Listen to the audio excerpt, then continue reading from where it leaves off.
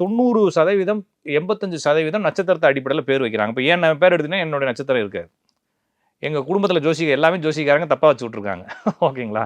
இல்லை நான் சொல்கிறது என்னென்னா அது அது வைக்கணும்னு அவசியம் இல்லை. இது வைக்கிறது எதுக்கு அப்படின்னா எங்கள் வசதிக்காக, ஜோசியர் வசதிக்காக என்ன பண்ணிடுறது, உங்களுக்கு நான் ஒரு பேரை இந்த எழுத்தில் ஆரம்பிங்கன்னு சொல்லிட்டேன்னா இந்த எழுத்தில் ஆரம்பித்தாலும் இந்த நட்சத்திரம் தான். அப்போ நாளைக்கு நீங்கள் உங்கள் ஜாதத்தை எடுத்துகிட்டு வர தேவையில்லை. உங்களுக்கு நட்சத்திரம் மறந்து போயிருந்தால் உங்கள் பேரை சொல்கிறப்ப நான் இந்த நட்சத்திரமானு கேட்பேன். உங்களுக்கு அப்படியே மிராக்கலாக இருக்கும்.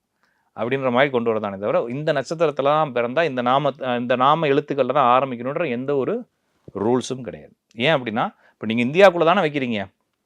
இந்தியா உலக மக்கள் தொகையில் எவ்வளோ பெர்சன்டேஜ்? அப்போ ஊரில் இருக்கிறவன் பூரா பேர் இல்லாமல் சுற்றிக்கிட்டு இருக்கான் இல்லைங்களா? அவன் எவ்வளோ பெரிய கோடீஸ்வரன், எவ்வளோ ஹாப்பியாக இருக்கிறானுங்க.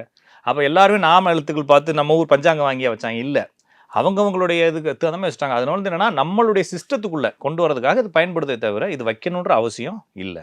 ஆனால் நான் என்ன சொல்கிறேன்னா என்னுடைய நேமாலஜிக்குள்ளே வரும்போது இது உங்களுக்கு பேரை இயற்கையாகவே வச்சு அதாவே வச்சிரும். இயற்கையாகவே இந்த பேரை கொண்டு வச்சிரும். அது எழுத்துக்கள் அடிப்படையில் இல்லை, அர்த்த அடிப்படையில்.